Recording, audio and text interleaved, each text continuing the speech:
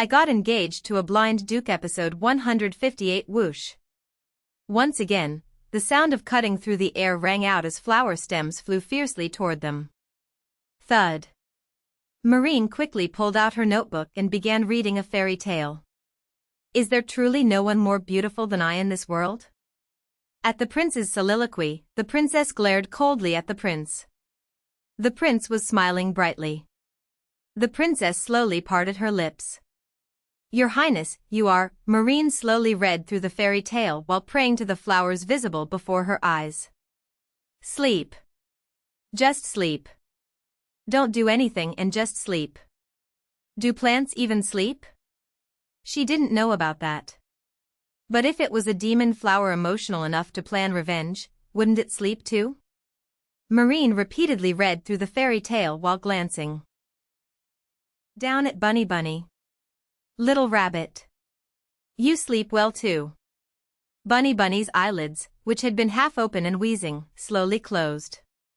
It seemed to have fallen asleep.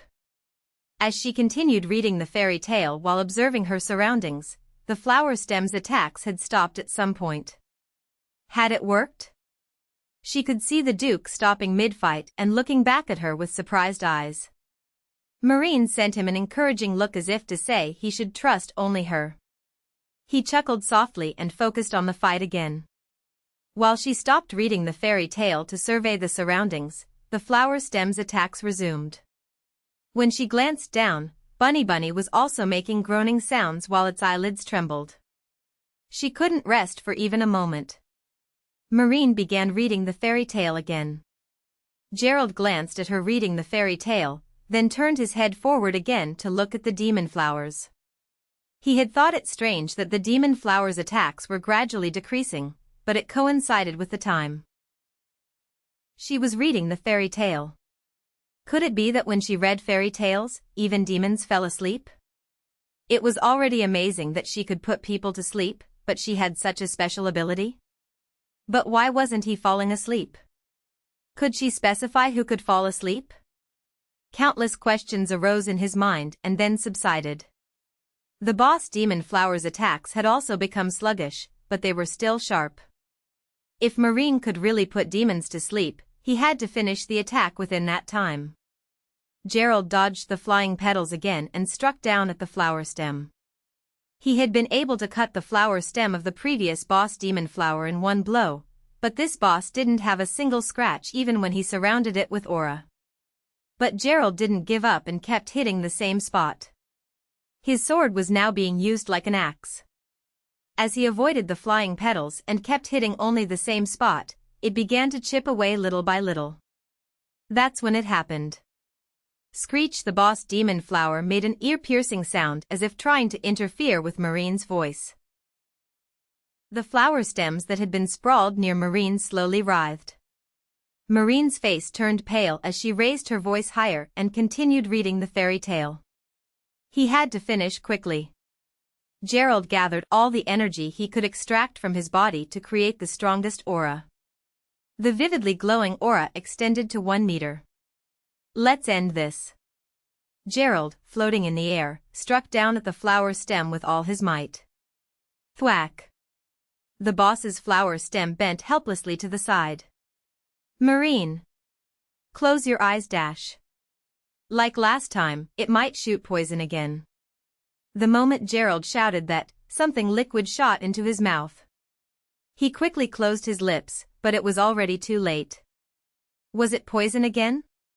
What kind of poison was it this time? Marin, are you ALRI? The words didn't come out completely. The stinging sensation felt on his tongue gradually became duller. It was hardening more and more. Gerald slowly lifted his eyelids. In his field of vision, he could see the demon flowers withered and collapsed. This time too, when the boss died, they all seemed to have died together. Gerald, are you all right? Gerald walked toward Marin. Since he couldn't speak, he planned to signal that he was okay with his hands at least. But with each step he took, his legs became numb. Marin in the distance also gradually became blurry. Damn it. Was this poison making him lose all 5 senses? Gerald couldn't reach Marin's vicinity and eventually his legs stiffened, causing him to collapse on the floor.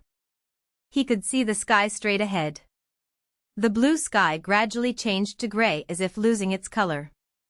Before, his sight had disappeared all at once, but this time it changed slowly as if torturing him. He hoped the last thing he saw would be Marin. Gerald. He could hear the sound of surprised Marin running over. Come just a little faster. I want to capture you in my eyes at the end. He wanted to turn his head at least, but even his neck had stiffened and wouldn't move. Gerald. Finally Marin approached him and lowered her head. He could see her face filled with tears. Even in a world that had turned completely gray, only Marin had a slightly special color. She was beautiful. Ah, thank goodness. He wanted to raise his hand to wipe away her tears, but he couldn't move at all. What's wrong? Where does it hurt? Please say something. Marin grabbed his collar and shook him. He wanted to tell her not to cry. Even when he tried to open his mouth, it wouldn't move. Could it be that you can't speak? Gerald blinked his eyes. Fortunately, his eyelids still worked properly. He could see Marin's eyes widen. Don't tell me, is it poison again? Gerald blinked his eyes slowly. Your body won't move either?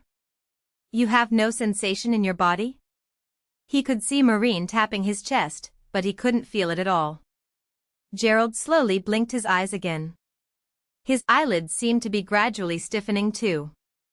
Can you hear what I'm saying? Gerald struggled to lift his eyelids again, then lowered them. What about scent? Can you smell anything? Marin brought her arm to his nose. He couldn't smell any fragrance. Her scent had always excited him. Gerald blinked his eyes again. So you can't do anything except here right now? Marin asked with a horrified face, tears streaming down. The Duke struggled to lift his eyes as if trying to blink, then closed his eyes as they were. Gerald. Marin grabbed his hand with tears welling up in her eyes. The large hand that had been wrapped around her wrist was as hard as a piece of wood. When she felt around his body here and there, his body had also turned hard as stone.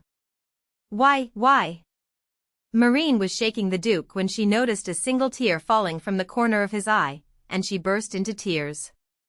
I'll save you. Don't worry. Marin whispered softly in the Duke's ear and gripped his hand tightly. She thought everything would be over once their hearts were connected, but the Duke was poisoned again by the demon flowers attack.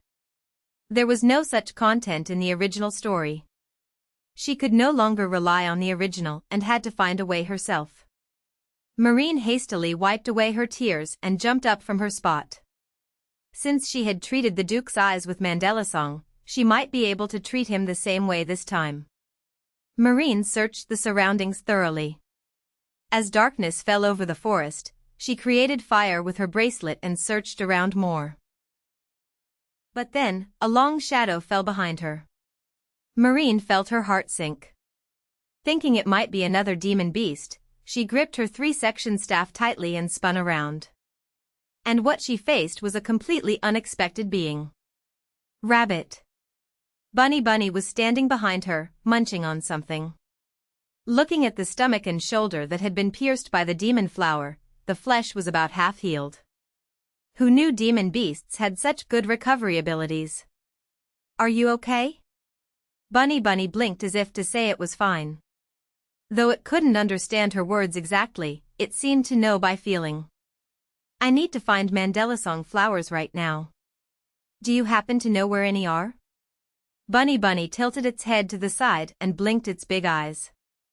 It was cute, but not helpful.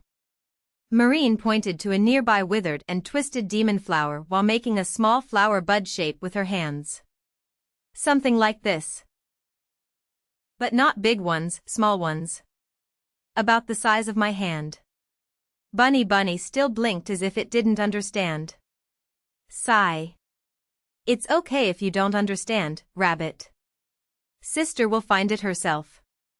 Keep resting. Marin again shone the fire around the floor here and there. But Bunny, who had been standing behind her, suddenly hopped away to one side. A moment later, Bunny reappeared, munching on something.